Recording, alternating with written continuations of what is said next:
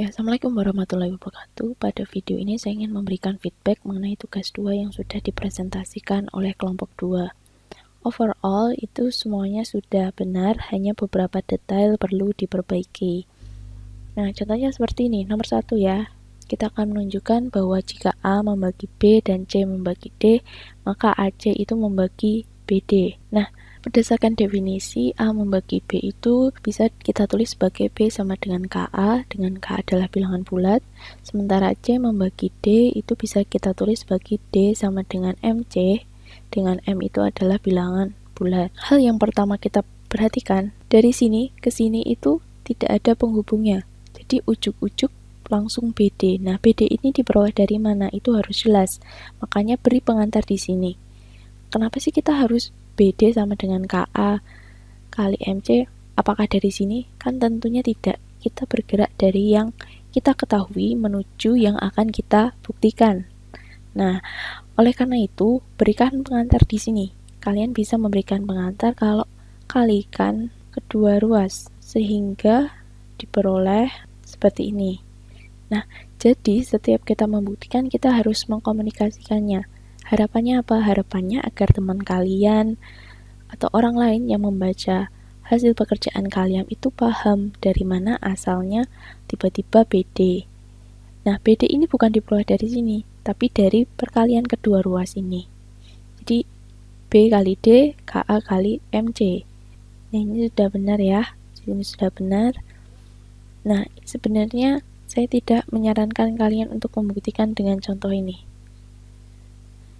Cukup sampai sini saja. Nah, selanjutnya ada jika A membagi B dan C dan A membagi C, buktikan bahwa A kuadrat membagi BC. Nah, ini sebenarnya sama seperti yang sebelumnya. Ini adalah perkalian kedua ruas. Jadi berikan pengantar di sini, kalikan kedua ruas sehingga diperoleh. Nah, jadi sampai sini itu sudah benar. Ini sudah benar ya. Hanya perlu pengantar saja. Ini juga tidak perlu. Berbeda dengan kedua pernyataan tadi, pernyataan ini bernilai salah. Nah, ketika suatu pernyataan bernilai salah, maka kalian boleh memberikan contoh. Tapi ketika kalian ingin membuktikan pernyataan itu benar, maka mulailah dari suatu definisi atau teorema sehingga itu akan berlaku untuk semua bilangan. Tetapi ketika definisi salah, kita harus memberikan yang namanya counter example atau contoh yang membantah pernyataan tersebut. Berikan satu contoh saja, maka itu cukup untuk membuktikan bahwa pernyataan tersebut tidak berlaku untuk semua bilangan. Gitu.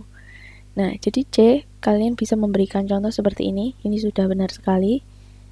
Kalian misalkan A sama dengan 3, B sama dengan 19, C sama dengan 10. Bilangan lain tentu saja juga boleh. Yang penting, itu bisa membuktikan kalau pernyataan ini bernilai salah. Nah, ini ada pernyataan dari Mbak Hunafah. Itu berbeda dengan yang dijelaskan oleh Mbak Royhana. Nah, di sini Mbak Hunafah ini membuktikan dengan berbagai definisi dan teorema dan menemukan hasilnya itu adalah benar. Ini adalah di bagian sini ya.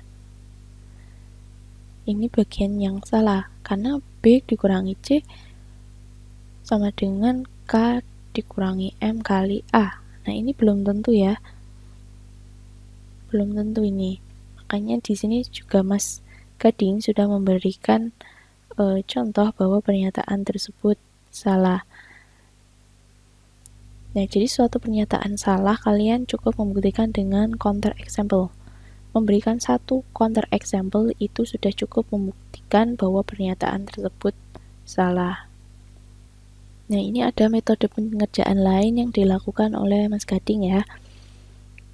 Nah, jadi jika A membagi B dikurangi C, maka A membagi B atau A membagi C.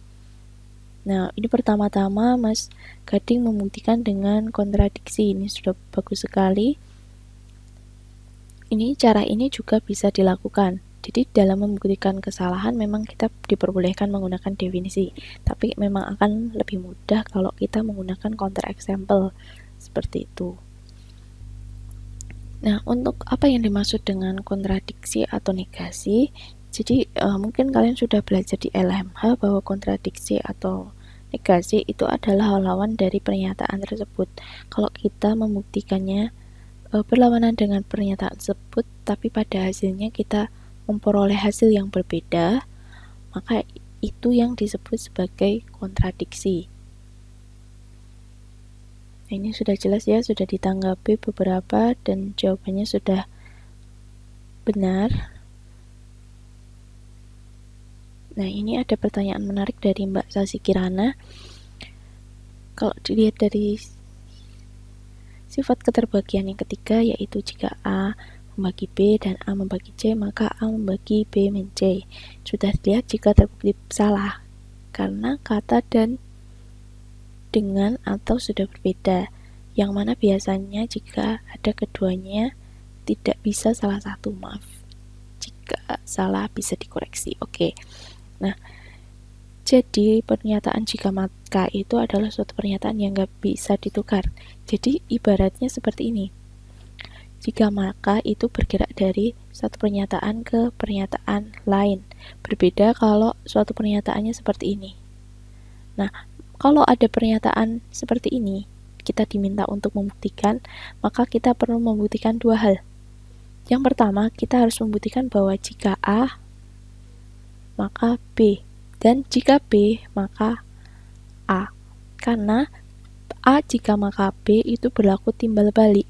Maka kita harus membuktikan jika A maka B dan jika B maka A.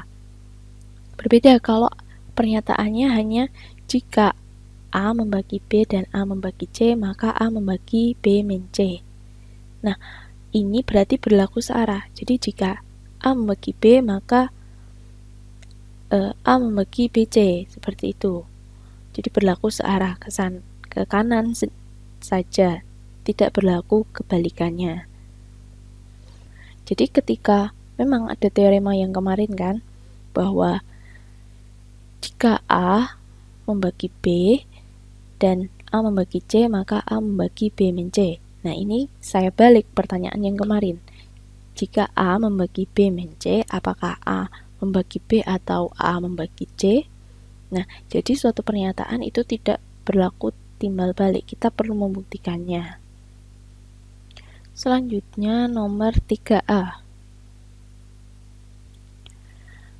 Tunjukkan jika A membagi B dengan B tidak sama dengan 0, maka A nilai mutlak A kurang dari sama dengan nilai mutlak B.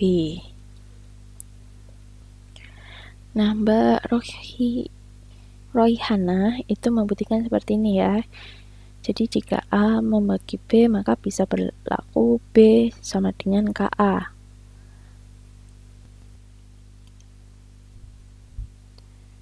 Di sini di pernyataan awal ada syarat, yaitu B tidak sama dengan 0. Jika B tidak sama dengan 0, maka otomatis K dan A itu juga tidak akan sama dengan 0. Nah, kita bisa mengambil nilai mutlak kedua ruas. Nilai mutlak B sama dengan nilai mutlak K dikali nilai mutlak A. Nah, karena tadi kan ada hubungan timbal balik ya, kalau B tidak sama dengan 0, maka K juga tidak sama dengan 0. Maka K itu nilainya positif dan negatif, tapi tidak 0. Dengan demikian, nilai mutlak dari K itu pasti akan lebih dari sama dengan 1, ya kan? Karena kalau nilai mutlak bilangan negatif, otomatis dia akan menjadi positif. Maka nilai mutlak K itu akan selalu lebih dari sama dengan 1. Nah, dengan demikian nilai mutlak B, nah, itu sama dengan nilai mutlak K kali nilai mutlak A ini, pernyataan ini akan selalu lebih dari sama dengan A. Mengapa? Karena K itu kan nilainya kalau nggak 1, atau nilai mutlak A sama dengan nilai mutlak A pasti akan lebih kan, karena itu bilangan bulat. Nah, maka diperoleh nilai mutlak B itu akan selalu lebih dari nilai mutlak A, seperti itu. Nah, semoga bisa dipahami ya. Jadi ini adalah asal mula kenapa bisa diperoleh nilai mutlak B lebih dari nilai mutlak A. Selanjutnya untuk yang nomor terakhir yaitu adalah 3B. Jika A membagi B dan B membagi A, maka nilai mutlak A sama dengan nilai mutlak B. Nah, ini berdasarkan definisi ya. Nah, dari sini kita peroleh kalau B berarti A-nya ini bisa diganti dengan MP. Maka dari sini ya, KM itu nilainya akan sama dengan 1. Maka ada berapa banyak kemungkinan nilai K dan M? Nah, ada beberapa kan, yaitu adalah K dan M itu sama dengan 1, serta K dan M itu sama dengan negatif 1. Ya kan, negatif 1 kali negatif 1 hasilnya adalah 1. Nah, dengan demikian, maka B ini kan tadinya berdasarkan definisi B itu sama dengan KA. Padahal K ini nilainya ada 2, yaitu 1 dan negatif 1.